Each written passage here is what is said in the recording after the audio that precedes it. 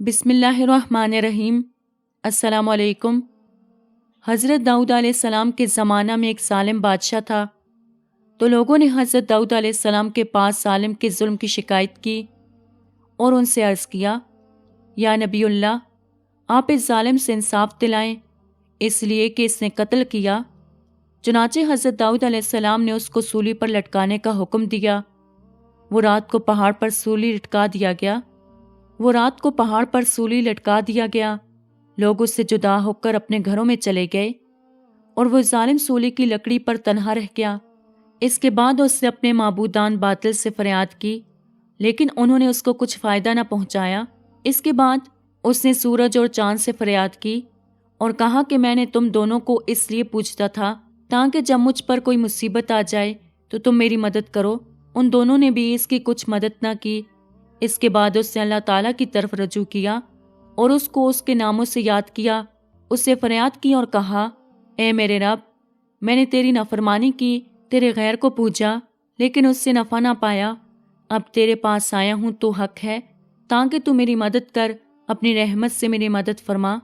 اللہ تعالیٰ نے فرمایا، اس نے اپنے معبودان باطل کو عرصہ دراز تک پوجا، لیکن اس سے نفع نہ پایا۔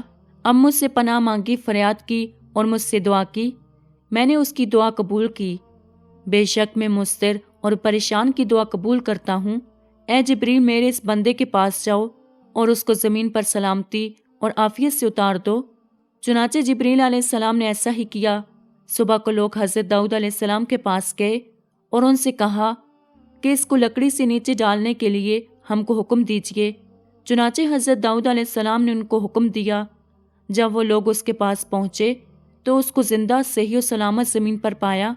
اس کے بعد لوگوں نے حضرت داؤد علیہ السلام کو اس کی اطلاع دی۔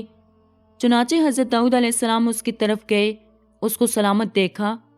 حضرت داؤد علیہ السلام نے 2 رکعت نماز پڑھی اور کہا، اے میرے رب، ان عجائبات سے جو میں دیکھ رہا ہوں مجھے آگاہ فرما۔ اللہ تعالیٰ نے ان کی طرف وحی بھیجی، اے داؤد، اس بندہ نے مجھ سے عاجزی کی، اس لیے میں نے اس کو قبول کیا۔ اگر میں اس کی دعا اور عاجزی کو نہ قبول کرتا، جیسا کہ اس کے معبودان باطل نے کیا تھا، تو مجھ اور ان میں کیا فرق ہوتا؟ اور جو شخص میری طرف رجوع کرتا ہے میں اس کے ساتھ ایسا ہی کرتا ہوں۔ اے داؤد علیہ السلام، اس کے سامنے پیش کرو، یہ ایمان لائے اور اس کا ایمان راسخ ہوگا۔ میں ہی توفیق دینے والا ہوں اور راہ راست پر لانے والا ہوں۔ امید کرتی ہوں کہ آپ کو آج کی ویڈیو پسند آئی ہوگی۔ مزید اسی طرح کی ویڈیوز دیکھنے کے لیے ہمارے چینل کو سبسکرائب کریں۔ خدا حافظ۔